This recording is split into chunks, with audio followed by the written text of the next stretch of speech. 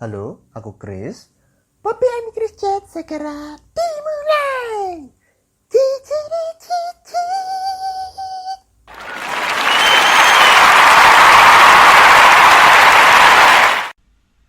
Selamat datang di motivasi hari ini. Segmen yang akan membuat kamu lebih termotivasi, terinspirasi, dan lebih semangat menjalani hari-hari kalian. Semoga kamu selalu sehat dan tetap semangat ya.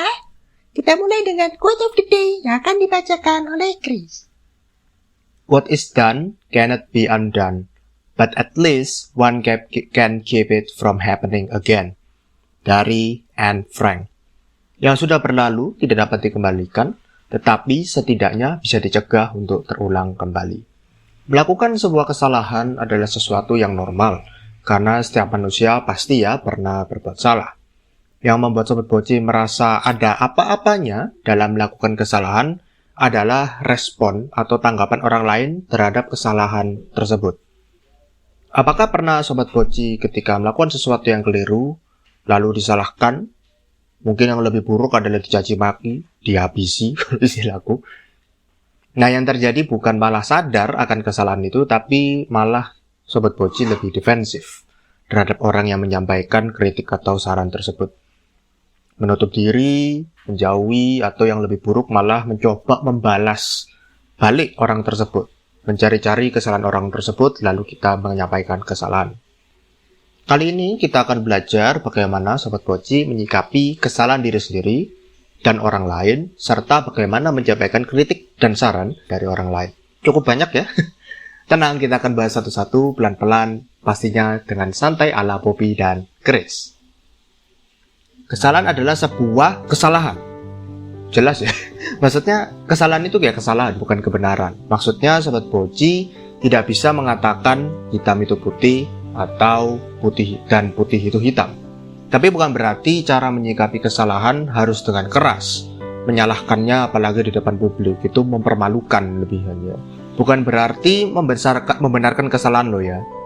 Aku paham sekali posisinya bahwa ada orang yang ingin supaya yang disalahkan ini berubah, jadi dikasih efek jera begitu ya. Tetapi tidak bisa dipukul rata dengan cara yang sama setiap waktunya juga ke setiap orang. Karena setiap manusia unik, setiap manusia berbeda, setiap manusia perlu diperhatikan secara khusus.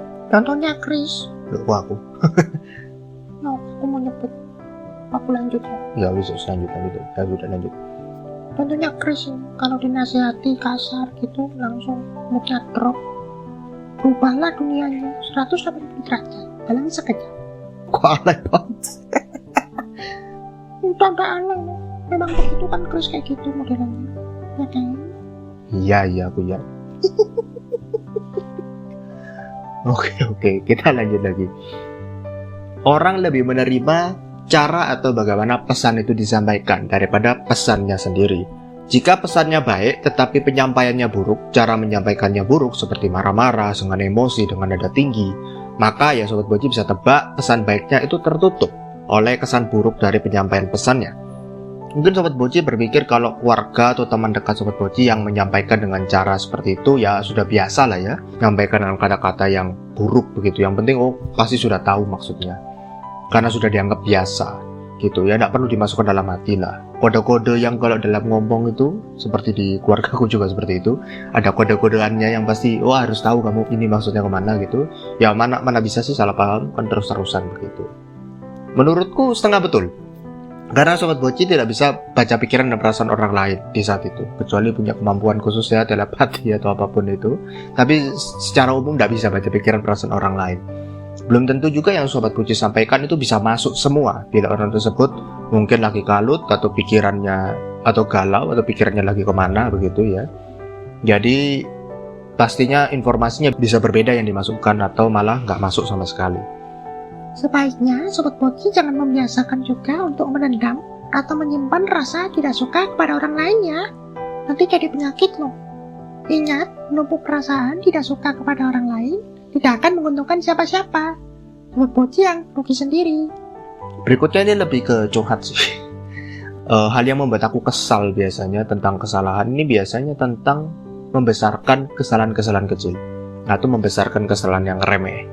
Aku tahu aku sudah pernah singgung di beberapa episode tentang perfeksionis, orang perfeksionis yang minta semuanya serba bagus, minta semua serba oke, minta semuanya serba baik, semua harus on time dan segala macamnya. Ada juga yang tipenya ya seperti aku gini, yang pokoknya pokok selesai ya sudah gitu. Nah, kita menganggap kesalahan itu rata-rata ya itu sebagai skor buruk di rapot gitu ya. Kalau zamanku dulu tuh rapot, gak tahu sekarang namanya apa ya gitu ya, hasil ujian atau apalah nggak tahu gitu. Jadi pada waktu sekolah itu ada namanya poin hukuman. Nah, poin hukuman itu kalau kita melakukan kesalahan itu dapat poin deh gitu ya, dapat poin. Nanti kalau sudah sampai titik tertentu, sudah sampai maksimal mentok, nanti akan dikeluarkan atau drop out. Kita melihat kesalahan juga seperti itu begitu. Sebenarnya yang tadi itu, sisi tadi itu melihat kesalahan sebagai skor, kita nge-skor, kita ngitung skor-skoran begitu ya. Itu sebenarnya pengingat. Tujuannya baik dijadikan pengingat. Tapi yang menjadi masalah adalah kita jadi timbang-menimbang nanti. Oh, kita kesalahan orang sekian, misalnya 5, kebaikannya 4, oh berarti kesalahannya lebih banyak ini dari yang kebaikannya dia. Nah, itu jadi kita jadi timbang-timbangan begitu. Kurang apa ya, jadi berasa kayak wah aku ini karena seperti ini dan seperti ini, padahal hubungan seharusnya berdasarkan kepercayaan, bukan berdasarkan kamu baik atau buruknya. Itu juga masuk menurutku, tetapi lebih ke kepercayaan sebenarnya. Daripada skor-skoran ya mending memaafkan. Nah, itu betul Bobby. Memang tidak mudah sih memaafkan dan seolah-olah lupa bahwa orang tersebut pernah berbuat salah kepada Sobat Boci. Apalagi yang sering salahnya, sampai nggak kehitung lah pokoknya. Pokoknya selama kesalahan tersebut itu tidak penting banget, yang pastinya kesalahan itu akan merusak hubungan Sobat Boci selamanya, lebih baik ya dimaafkan, tak perlu diungkit atau dimunculkan ke permukaan. Berikutnya yang masih sedikit curhatan sih, yang bikin aku kesal adalah yang belakangan ini aku pikirkan adalah tentang kesalahan yang sepertinya itu muncul terus menerus gitu ya. Jadi kayak hidupku ini tidak maju-maju gitu, karena kesalahannya mungkin bukan sama persis ya, tapi mirip lah gitu ya. Nah kayak maju mundur, kayak tambah mundur, bukan maju mundur ya, tambah mundur terus gitu ya, nggak maju-maju gitu. Apakah Sobat Boci pernah mengalami Salma? I said, welcome to the club. Ya maksudnya ya sama lah, aku juga begitu. Nah apalagi kalau kesalahan yang tadi itu berulang-ulang gitu, malah mungkin hal yang kecil seperti yang disebutkan sebelumnya. Nah, ada sebuah dilema di sini. Bila di satu sisi, bila terus-menerus tidak bisa memperbaiki diri, maka akan merasa semakin jauh ketinggal dibanding yang lain. Apalagi khususnya kalau lihat di media sosial, maka akan sangat mudah Sobat Boci membandingkan dengan yang lain. Orang lain sudah berkeluarga, orang sudah punya anak, sudah punya rumah, sudah punya sukses, sudah punya ini dan itu. Sobat Boci ya masih numpang tinggal di rumah orang tua dan masih berusaha untuk merintis karir. Tenang aja kok, aku juga dalam posisi begitu. Jadi kita senasib sepenanggungan. Nah, jadi dilemanya seperti itu begitu ya. Jadi merasa waduh kalau kita membandingkan itu tidak akan selesai sebenarnya. Nah, pada saat aku buat skrip ini, aku menyadari satu hal sebenarnya. Ini prinsip yang aku sudah pegang dari dulu, tetapi entah kenapa menghilang, muncul lagi sekarang gitu dan mengingatkanku bahwa sebenarnya membandingkan sesuatu itu bukan cara yang tepat untuk memotivasi seseorang. Karena membandingkan sesuatu atau seseorang itu biasanya tidak menghasilkan sesuatu yang baik. Karena apa? Karena arena pertandingan Sobat Boci, yang aku maksud arena pertandingan ini dalam arti adalah lingkungan, tentang keluarga, tentang fasilitas, tentang keadaan, tentang tantangan yang Sobat Boci alami, mungkin kelemahan yang Sobat Boci punya, dan lain sebagainya. Itu tidak pernah sama dengan orang lain. Itu tidak bisa dibandingkan. Ya karena memang tidak bisa. Begitu. Bukan berarti Sobat Boci berharap ya semua orang untuk mengerti Sobat Boci seperti apa, tidak. Tapi jadikan arena Sobat Boci ini sebagai tempat untuk membuat diri Sobat Boci lebih kuat lagi dan lebih siap menjalani hidup yang tidak mudah. Kalau salah ya udah, belajar dari itu. Kalau salah lagi bagaimana? Ya berarti masih harus belajar lagi. Jangan pernah menyerah sama kehidupan ya. Terakhir, Bobby mau bagikan tips-tips cara menyampaikan kritik dan saran dari orang lain. Jangan menyampaikan kritik dengan tujuan menyerang orang, karena hal itu akan cepat diketahui. Ya jelas lah ya, kita mengkritik orang pasti itu kan menyerang gitu kan tidak baik. Lalu Sobat Boci juga bisa dihindari atau dijauhi kalau sering melakukan itu.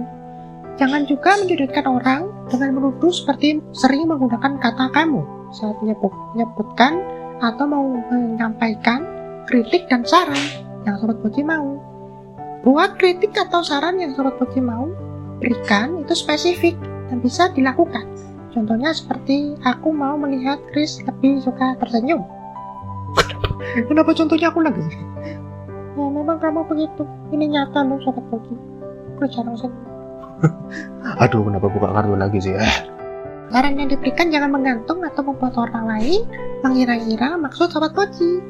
Lalu biarkan orang tersebut merespon balik kritik atau saran yang Sobat Poci sampaikan. Ini perlu untuk menjalin sebuah komunikasi sehingga ada feedback atau tanggapan dari apa yang Sobat Poci sudah sampaikan. Terakhir, filter atau saring kata-kata Sobat Poci sebelum disampaikan kepada orang tersebut. Apakah yang mau Sobat Poci sampaikan itu baik? Apakah itu bermanfaat? Atau malah menyakiti perasaan orang lain? Intinya mengenai kesalahan yang kita belajar di episode kali ini, yaitu bagaimana perspektif Sobat Poci melihat kesalahan.